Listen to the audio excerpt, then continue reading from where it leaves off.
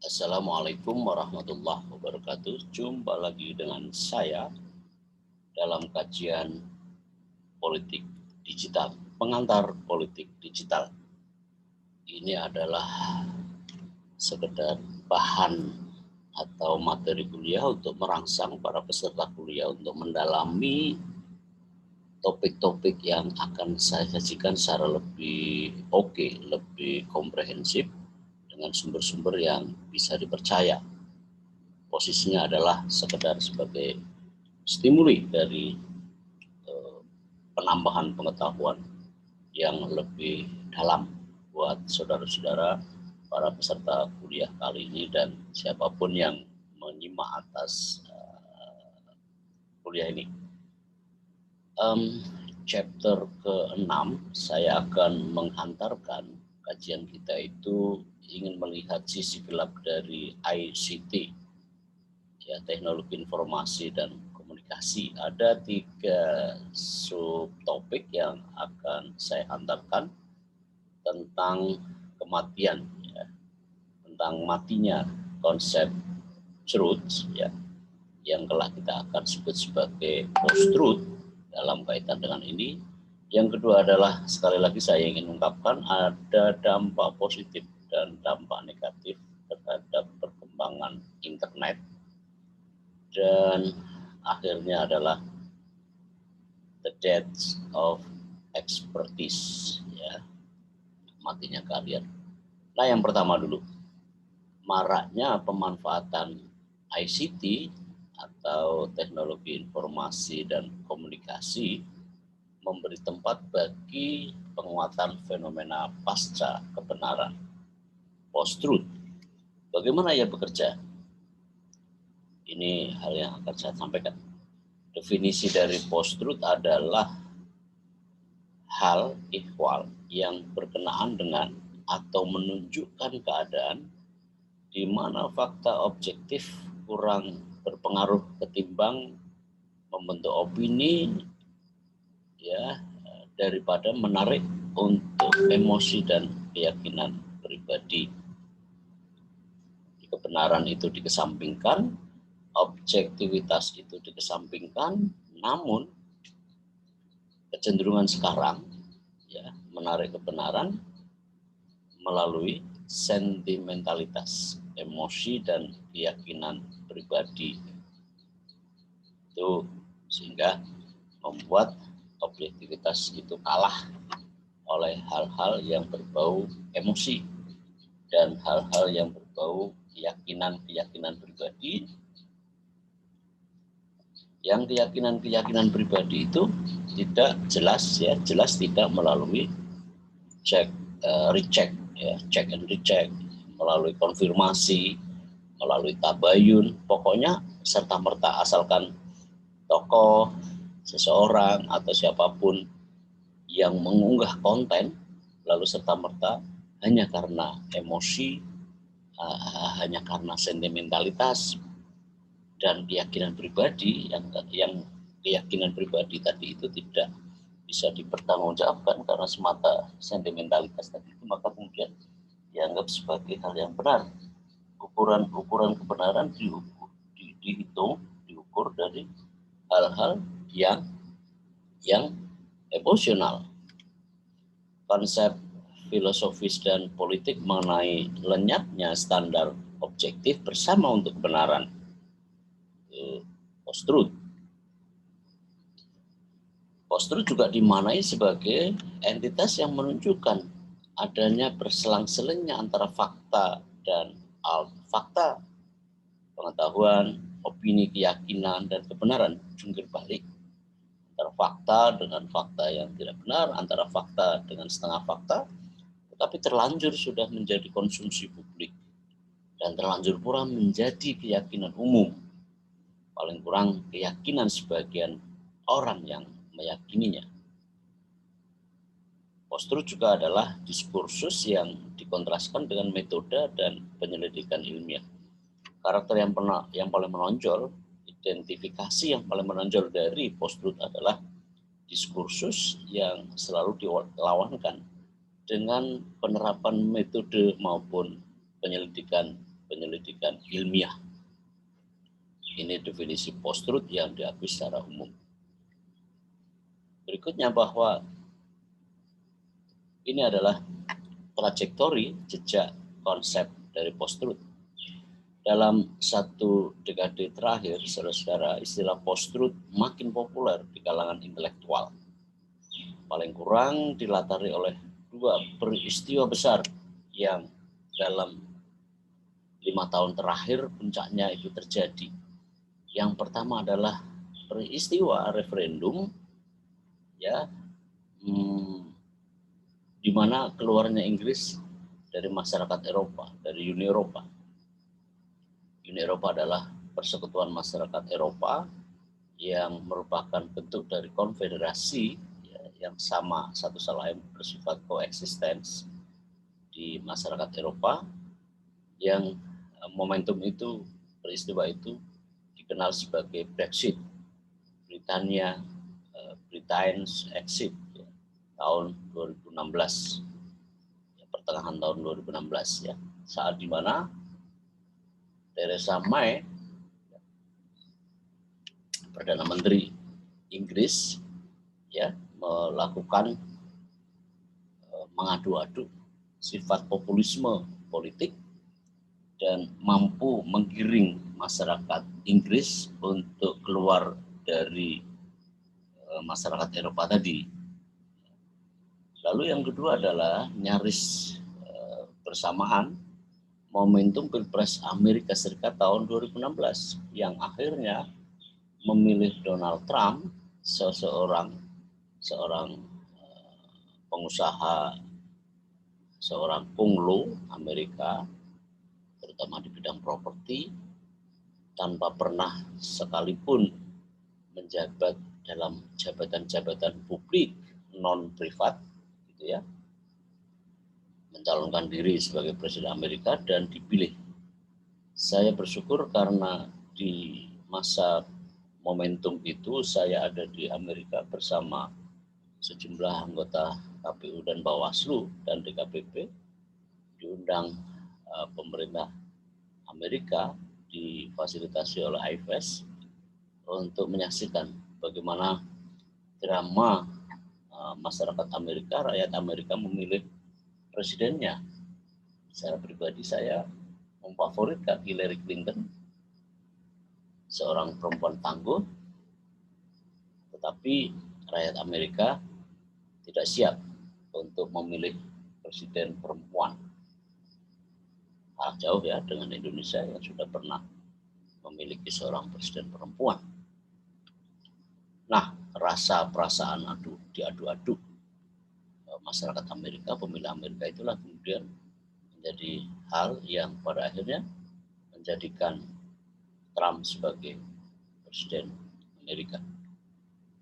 Jauh sebelum itu, saudara-saudara, muncul proto konsep post-truth ini berakar dari gagasan Stephen Tashik tentang dalam karya A Government of Lies ya, di The Nation ya, terkait dengan skandal Presiden Richard Nixon dalam skandal The Watergate.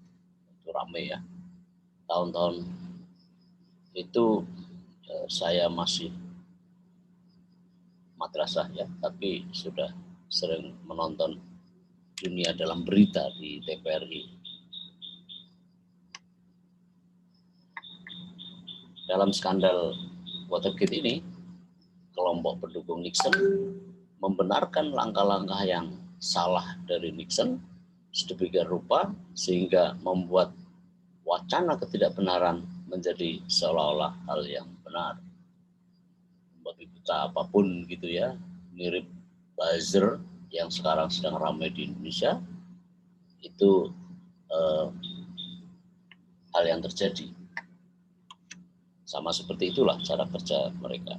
Nah, mereka menyerang suara yang berbeda, memojokkan yang berusaha untuk mendudukan persoalan sedemikian rupa sehingga sebagian orang yang mulanya tidak memahami secara utuh jadi menganggapnya sebagai kebenaran karena direproduksi dalam pemberitaan maupun oleh lembaga-lembaga penyiaran setempat pada masa itu. Tasih menyatakan rangkaian tindakan seperti itu merupakan keputusan sadar untuk mengorbankan demokrasi. Demokrasi dipertaruhkan sekedar untuk membenarkan yang salah dan memaksanya menjadi benar. Parah ya, demokrasi akhirnya dipertaruhkan. Kata-katanya sangat indah ya, sekedar untuk membenarkan yang salah dan memaksakannya menjadi yang benar. Dia juga menjelaskan bagaimana keinginan manusia untuk melindungi harga diri mereka yang akhirnya memungkinkan tokoh-tokoh pemerintah melindungi publik dari kebenaran sejak masa administrasi Nixon, pemerintahan Nixon. Penulis tesis ini mengkritik munculnya negara pasca kebenaran yang lebih terlihat seperti rezim totalitarian, autokratik. Pertumbuhan konten bernuansa post-truth di seluruh dunia dari waktu ke waktu makin meningkat saja. Fenomena meningkatnya konten post-truth terutama menemukan momentumnya setelah sekian dekade pada antara Mei hingga Juni 2016. Terutama dipicu oleh dua event besar tadi, Brexit dan terpilihnya Donald Trump sebagai Presiden Amerika.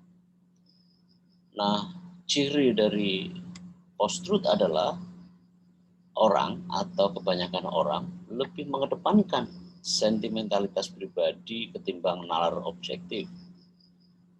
Kedua, fakta-fakta ilmiah itu dikesampingkan dan jauh lebih mempercayai pendapat orang yang semata karena didasari oleh kepentingan pribadi atau paling kurang kepentingan golongan-golongannya. Yang ketiga adalah meyakini bahwa kebenaran bersumber dari atau berasal keyakinan pribadi. Tidak lebih dari itu. Ini yang memprihatinkan. Nah, ini ada data dari Oxford Dictionary yang saya kutip. Ini adalah masa-masa bagaimana mulai tumbuhnya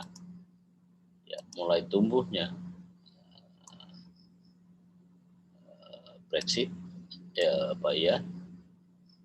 sampai kemudian masuk ke tahun 2016 ya, di mana ini mulai Brexit muncul, lalu pada September Oktober mulai menaik gitu ya. Ini adalah masa-masa awal di mana kandidasi Presiden Amerika tahun 2016 muncul yang memburatkan ucapan-ucapan ancaman-ancaman yang sangat horor dari Donald Trump dalam masa-masa rentang panjang, rally-rally panjang, kampanye Pilpres di Amerika. Itu sudah mulai memanas pada waktu itu. Nah, saudara, ada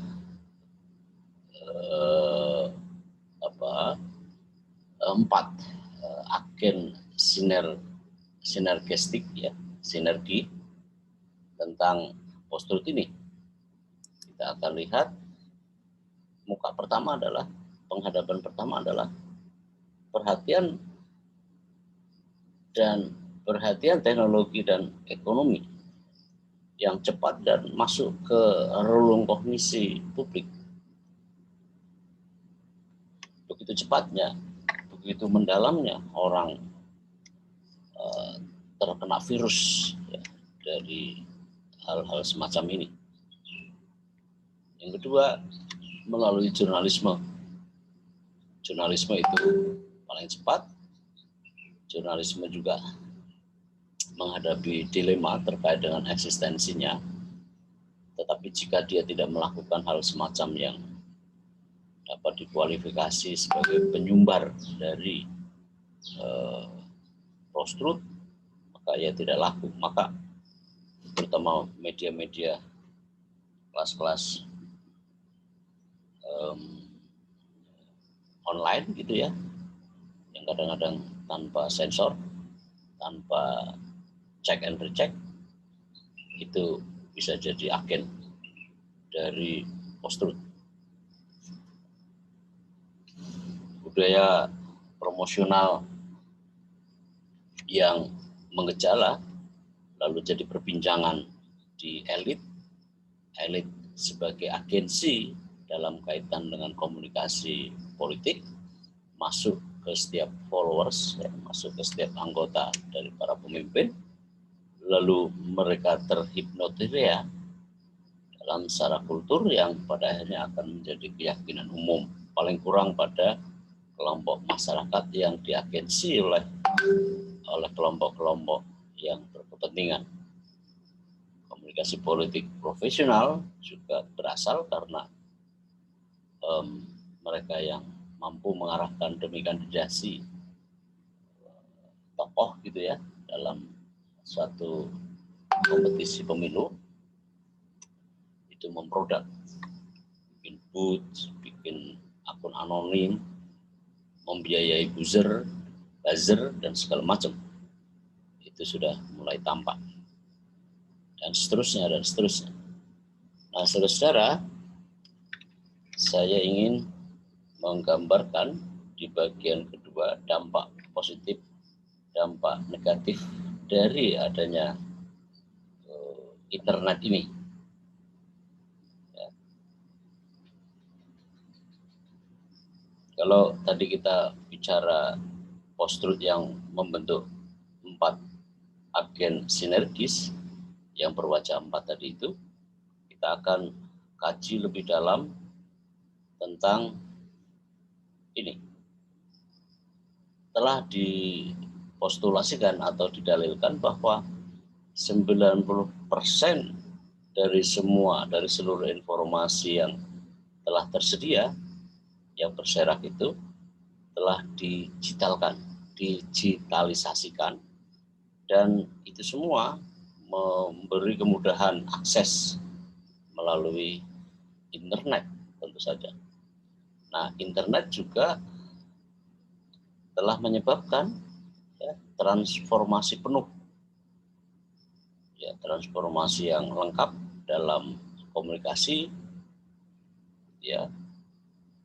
ketersediaan pengetahuan serta interaksi sosial di dalamnya. Karena itu, namun seperti semua perubahan teknologi yang utama, selalu ada 2 hal efek positif maupun efek sebaliknya, sehingga efek positif dan efek negatif terhadap masyarakat. Internet sebenarnya adalah sebuah jaringan global yang saling terkait, yang terutama menyediakan komunikasi interaktif nirkabel, tanpa kabel. Internet itu adalah sebuah jaringan global yang saling terkait, interlinked, terutama dalam menyediakan komunikasi interaktif non-kabel, nirkabel. Nah, meskipun internet itu kali pertama digunakan pada tahun 1969, tetapi baru pada tahun 1990-an internet itu tersedia untuk umum, untuk khalayak. Nah, penggunaan internet telah menyebar dengan cepat ke seluruh dunia dan melibatkan sekitar 7 miliar pengguna perangkat nirkabel. Sehingga luar biasa ini, karena memang pada akhirnya luar biasa untuk dipenuhi, untuk digunakan oleh 7 miliar populasi penduduk dunia, penghuni planet ini. Sekitar 7 miliar warga dunia menikmati perangkat gadget dengan ICT, sejalan dengan meningkatnya pengguna internet. Tentu saja sekali lagi selain dampak positif, dampak negatifnya juga terasa di kehidupan kita hari ini. Nah, kita ke positif impact. Dampak positifnya jelas sekali itu menyediakan sarana komunikasi yang efektif.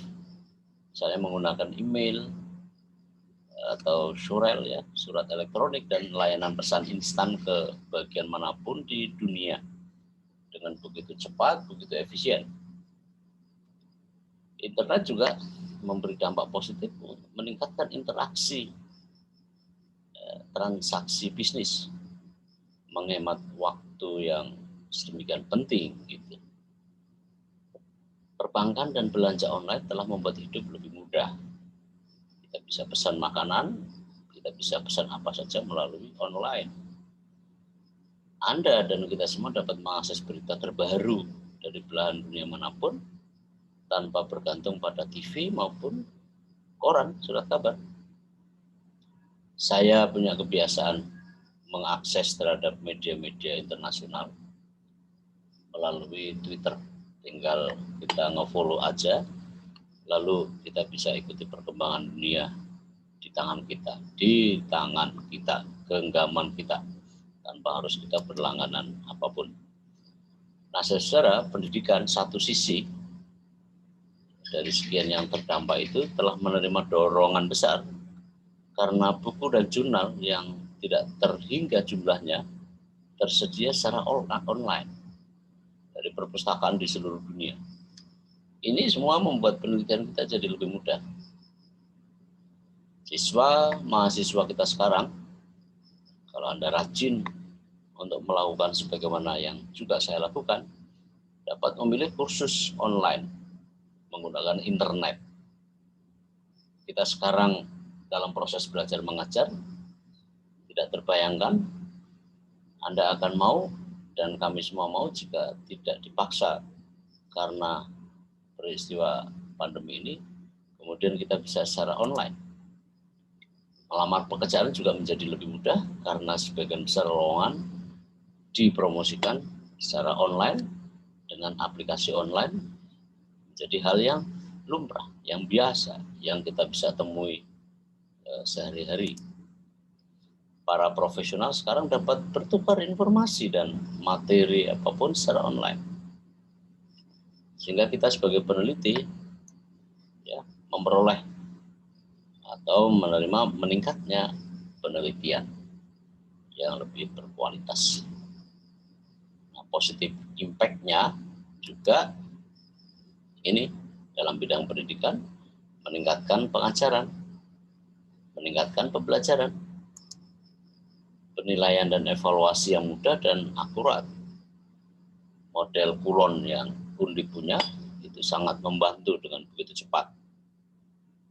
Evaluasi belajar tidak perlu secara tatap muka, tapi sudah terumuskan dalam format-format dan kolom-kolom berapa nilai yang Anda capai, dan lalu menghitung secara sendiri di komputer yang berbasis pada internet tadi itu bekerja secara sendiri, tinggal kita menggunakan program melek komputer, dan peluang karir juga makin cerah karena soal ini di bidang pendidikan.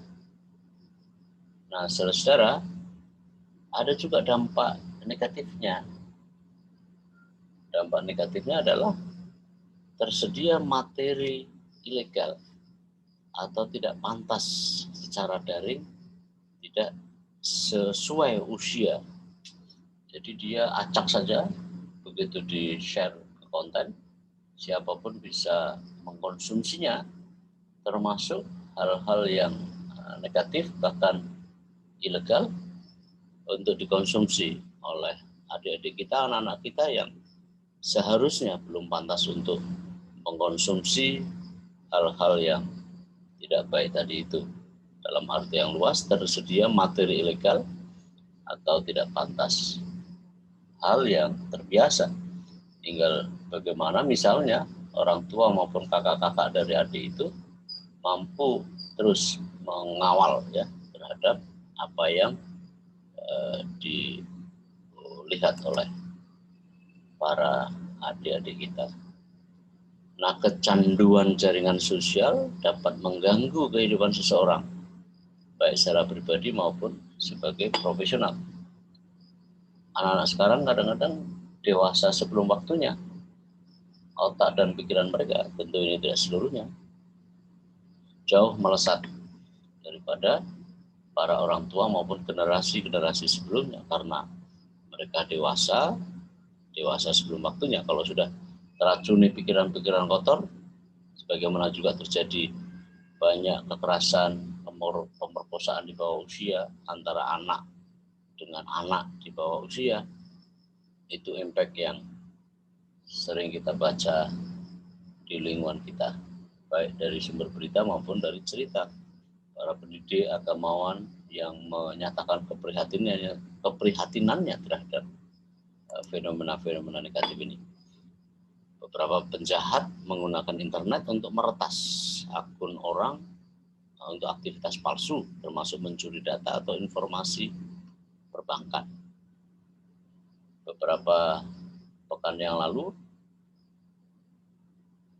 sejumlah warga yang punya konotasi oke dalam bidang hacking, dalam bidang hacker, orang hacker ditangkap oleh gugus tugas semacam begitu, cyber di Polda Jawa Timur, akibat mereka yang menghacking itu terhadap akun resmi pemerintah Amerika. Padahal dana yang dibobol itu tidak main-main. Kalau tidak salah sekitar 400-an miliar atau 4 triliun begitu. Ya, kerjasama antara Polri, khususnya Polda Jatim, bekerjasama dengan FBI, ya sebutlah polusinya Amerika, ya, Federal Bureau of Investigation (FBI), lalu menangkap para hacker tadi itu. Luar biasa ya, pemerintah Amerika bisa kebobol. Itu semacam dana BPJS untuk rakyat Amerika yang dibobol. Namun yang lain diketahui menyalahgunakan internet untuk menyebarkan kebencian, terorisme, dua skenario petaka yang sering terjadi di beberapa tempat. Dampak negatif dari perilaku sosial itu juga tergambar. Sebagian tadi saya sebut internet addiction, kecanduan internet. Beberapa waktu yang lalu saya membaca konten seorang anak yang matanya bengkak luar biasa, ya, karena dari siang ke malam, dari malam ke malam itu mentelengin mentelengin gadget, ya, gawai gitu ya. Itu karena kecanduan internet. Firehouse of falsehood. Ini artinya, hoax dulu. Ini kok munculnya di sini ya. Hoax. Ya, hoax itu tahu lah, palsu dan segala macam lah, konten-konten yang tidak bagus. Firehouse of falsehood. Falsehood itu apa ya? Semburan berita bohong lah. Fake news website, situs web berita palsu, ya. Web yang memuat berita-berita palsu, tidak hanya memuat tapi juga menyebarkan. Bullying, ya. Dibully itu perundungan, penindasan, perundungan. Fabricated konten yang dipabrikan gitu ya, konten buatan yang tentu saja memiliki konotasi negatif karena memang kontennya negatif. Ini terkenal di Indonesia hate speech. Ya, hate speech itu ujaran kebencian. Nah, ini juga hal-hal sejenis kita bisa lihat misinformasi. Ini saudara harus paham ya, ada beberapa istilah yang merupakan dampak negatif dari internet ini. Misinformation. Misinformation itu adalah informasi palsu yang disebarluaskan tanpa maksud yang merugikan. Sebenarnya ya dia sebar aja, tidak tahu bahwa itu adalah konten yang mengandung kesalahan informasi, ya, itu adalah misinformation. Yang kedua adalah ini dia, beda antara mis dengan dis. Disinformation itu lebih mengasosiasi satu konten yang dibuat dan dibagikan oleh orang dengan tujuan atau niat yang membahayakan, menyesatkan, harmful intent, menyesatkan. Lalu adalah malinformation.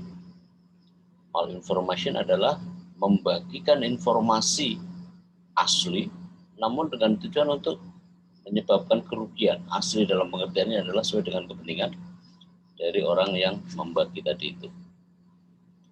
Nah, saudara, selain impact social behavior, tapi juga berkenaan dengan dimensi-dimensi kriminal, cyber crimes, online gambling, gitu ya. Online gambling itu adalah online gambling itu adalah judi ya.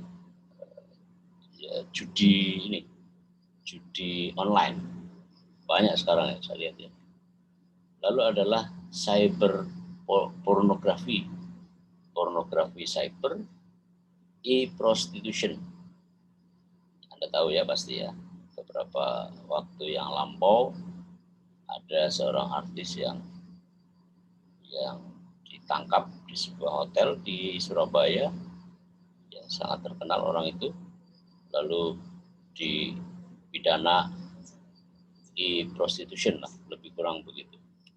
Cyber crimes, violence and cruelty, ya, kekerasan mengandung kekejaman, bengis, sadis, crime, cyber kidnapping, semacam penculikan cyber, anak yang diculik melalui media internet misalnya. Lalu money laundering, itu cuci uang, tindak pidana pencucian uang. Credit card cyber, carding ya, atau credit card cyber, kejahatan cyber, kartu kredit dibobol begitu ya. Character assassination, fitnah, e-terrorism. Nah, lalu adalah ini ada istilah yang bersifat kriminal, ya, selain di sebelah kiri terkait dengan hal yang negatif, ini ada yang jauh lebih negatif lagi. Phishing ya, ialah penggunaan pesan email palsu untuk memperoleh informasi pribadi dari pengguna internet.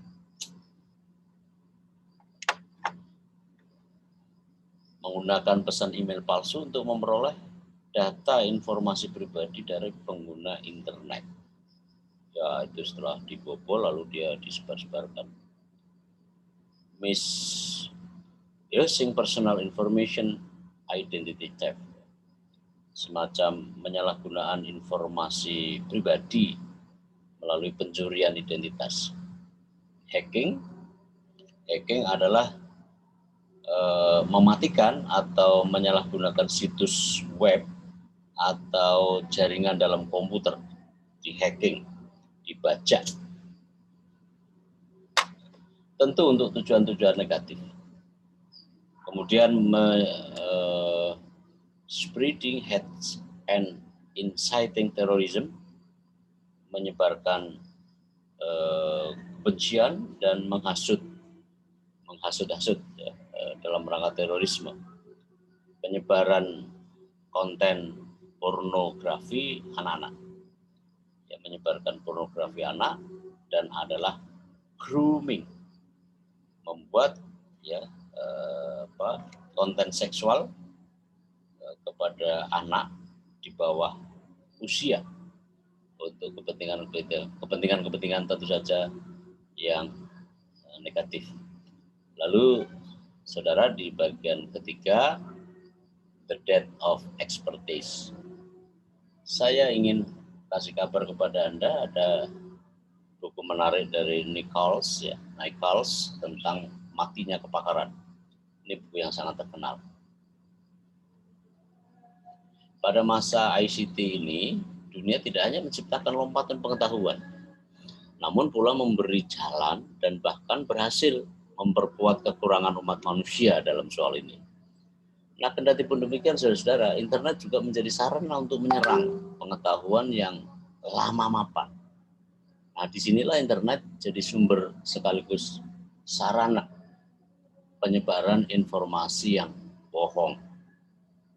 Nah, penulis buku ini, Thoms, menamsilkan internet selayaknya hukum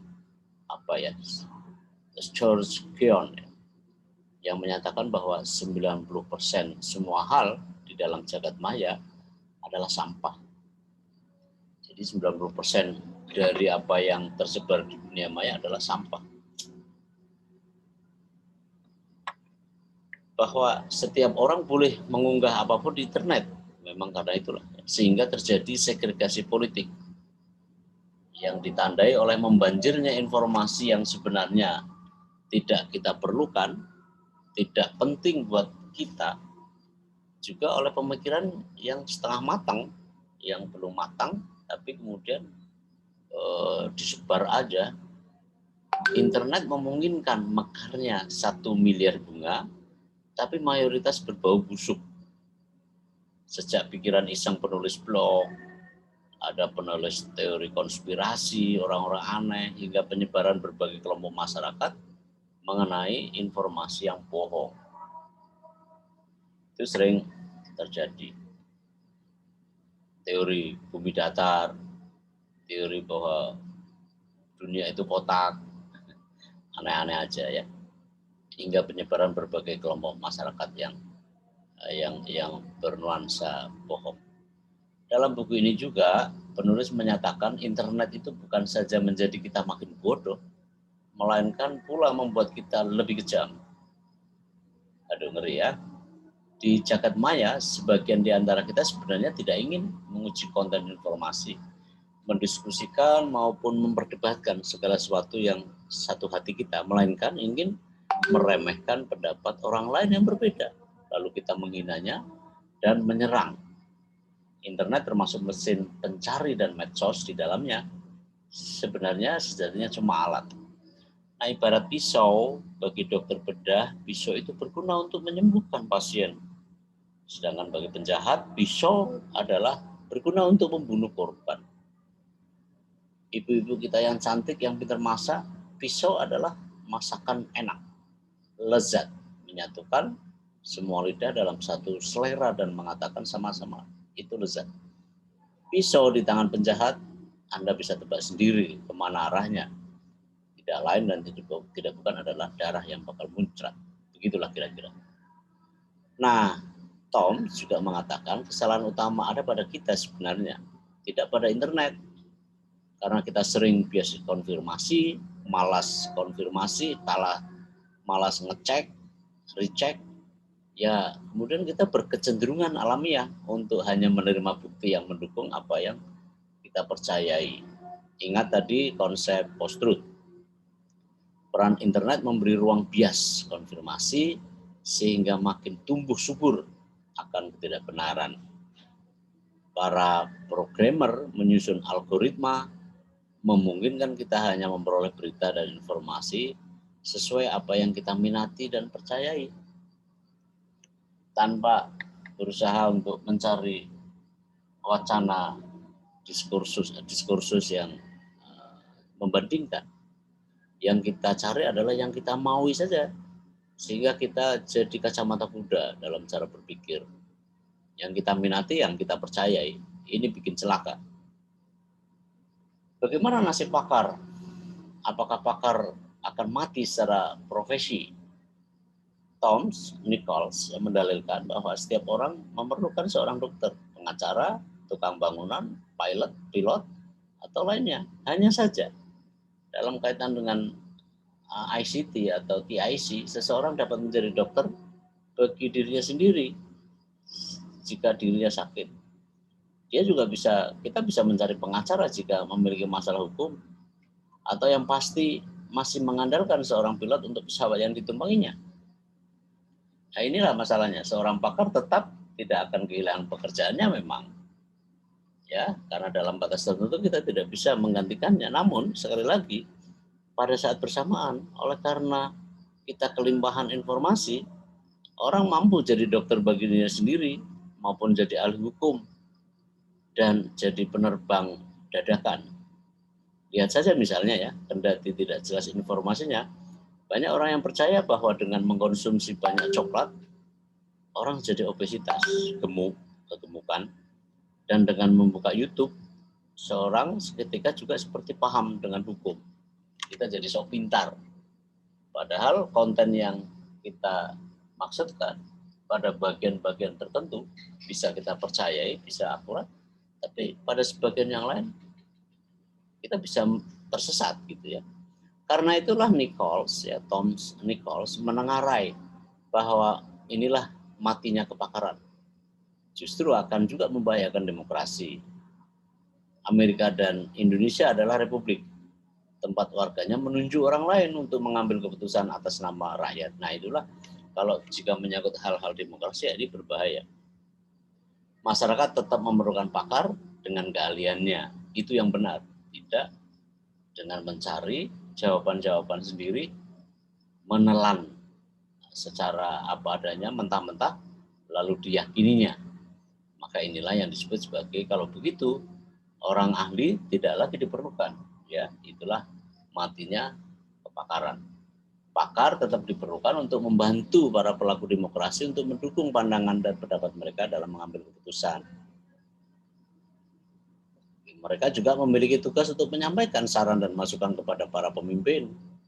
Sedangkan rakyat memerlukan pakar untuk tugas-tugas, memberi arahan, mengadvokasi, memberi literasi, petunjuk, menunjukkan mana yang baik, mana yang mudarat, mana yang menguntungkan, dan tidak menguntungkan. Karena itulah saudara-saudara sangat berbahaya demokrasi dibajak kaum demagog sebagaimana rakyat Amerika di bawah Donald Trump, seorang demagog sejati. Trump dalam suatu kesempatan misalnya pernah menyatakan media is enemy of the peoples. Waduh ngeri ya, media adalah musuh rakyat. Presiden Trump adalah satu-satunya presiden di jagat ini yang biasa dan berbohong tanpa malu, bermain mata dengan Rusia, mengadu-adu hubungan antar kelompok sosial di Amerika melalui misalnya kebijakan anti-imigran, anti-Islam, rasialis, anti kulit berwarna, berbagai kebijakan populis yang menguntungkan dan bagi pendukungnya belaka. Ini sangat berbahaya. Baik, saudara-saudara, ini 3 sumber yang saudara bisa runut lebih jauh demi memperkaya khasanah pemahaman kita dari 3 poin yang telah saya sampaikan di bagian-bagian yang telah saya sebut. Terima kasih. Sampai jumpa. Assalamualaikum warahmatullahi wabarakatuh.